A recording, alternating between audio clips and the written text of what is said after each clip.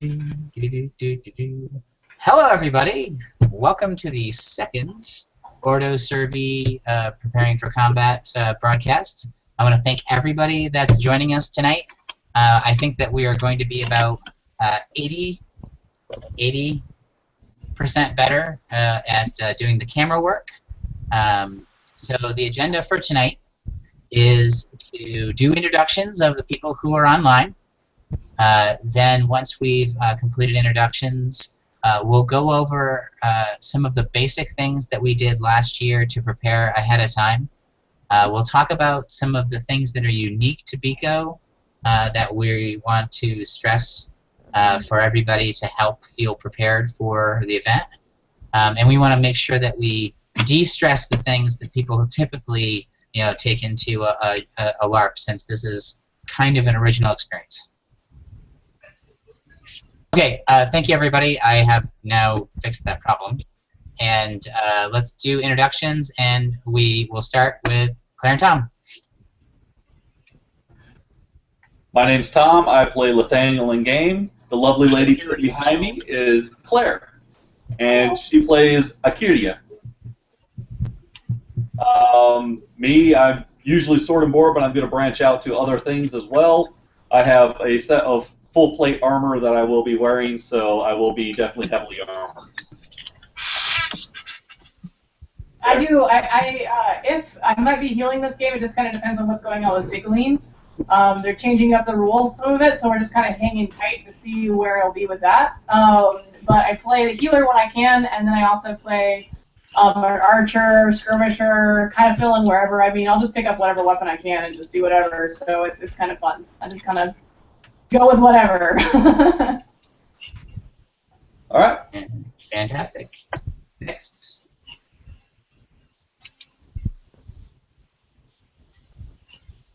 Patrick. Hi, I'm Patrick O'Loughlin. I'll be first year for BICO, and I'll be playing Bergfolk. And I don't know what else to say, so there we go. Fair enough.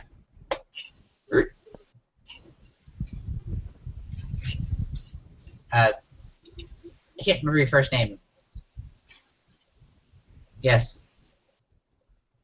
Honestly, you're fine just calling me Coffin. I mean, that's my last name, and I've been called it since middle school, so... Alright, do your intro again, even though it's second night going. That's fine.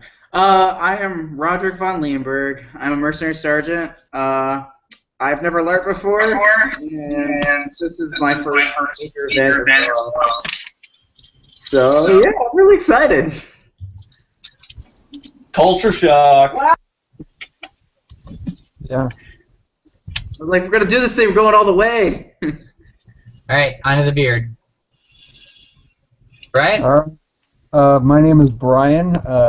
My in-game name is Ulfgar Helmjolsson. And I am the General of the Ordo Cervi, one of the 5 council members. And yeah, I've been LARPing for 23 years now, almost 24.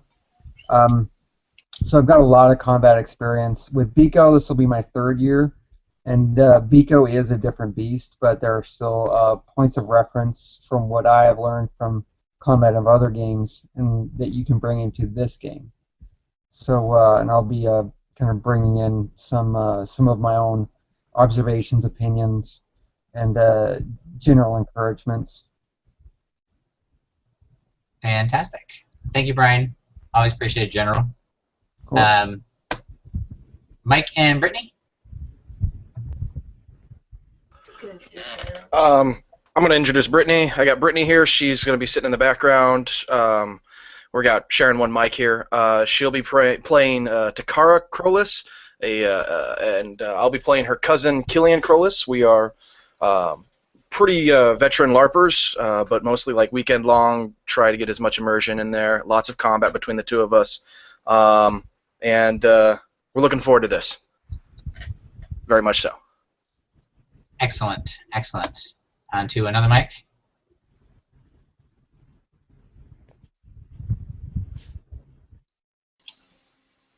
Okay, new to this. Mike Golden. My character name is Elfengrande Golding.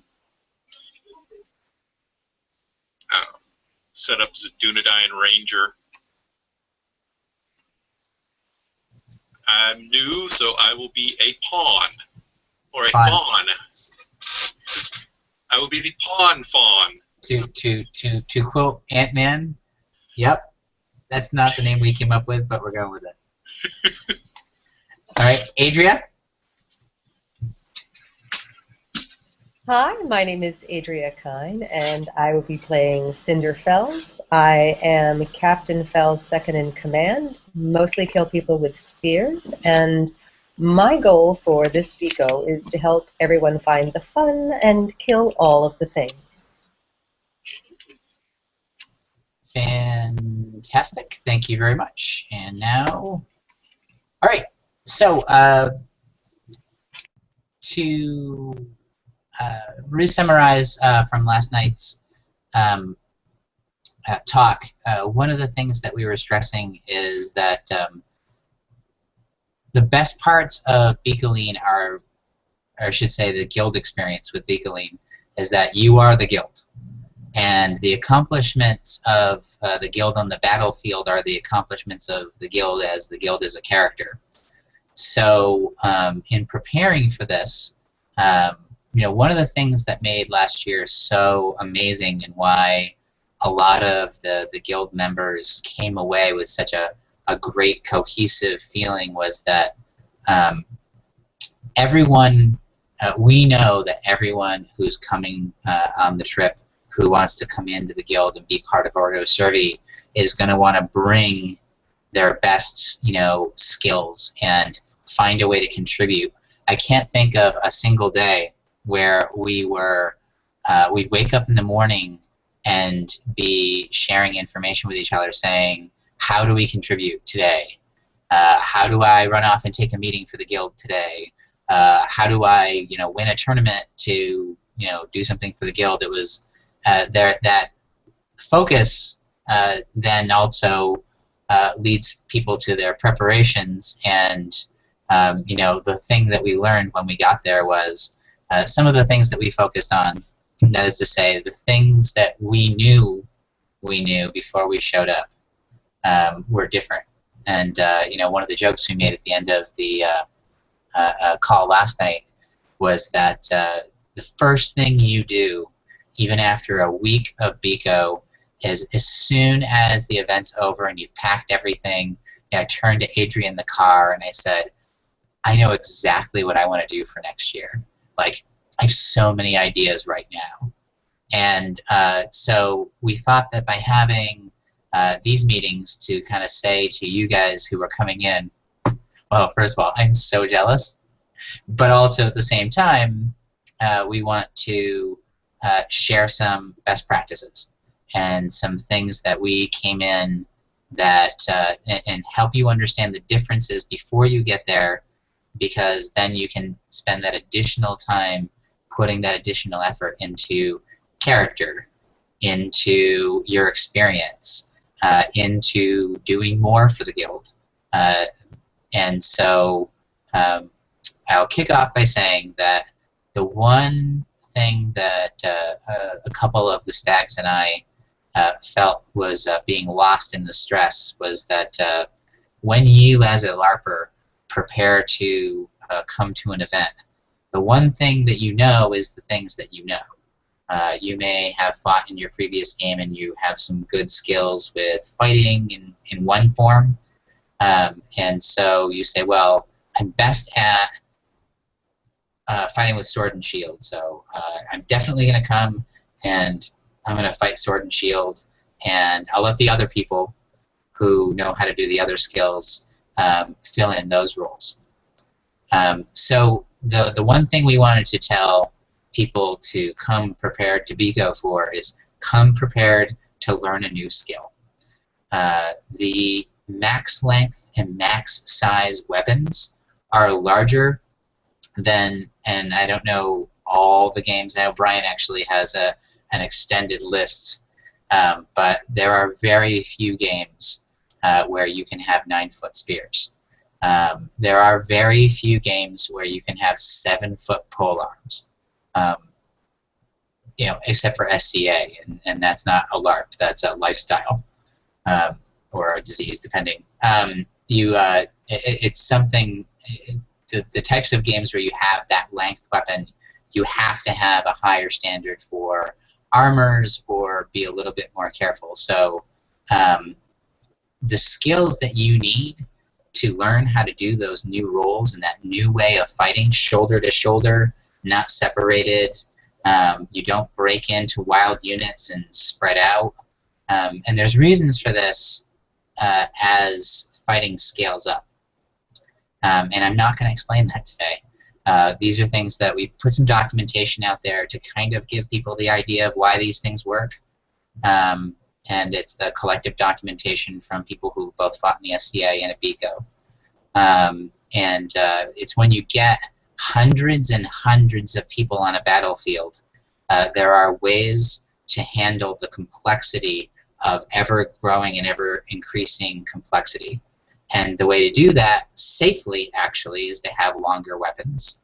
But what this does is it changes the fundamental fighting style of sword and shield and two-handed weapons and other things. So I'm here to tell you that you can learn to adapt your playstyle.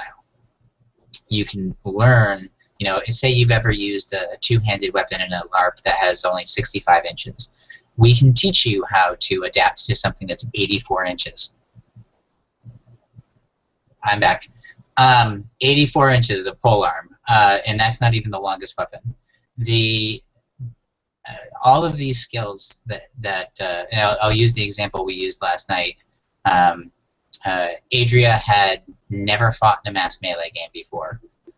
None of us had ever used spears, any of the people who came into the game except me and SCA, and maybe Brian. But Adria, how long did it take you to learn how to use a spear?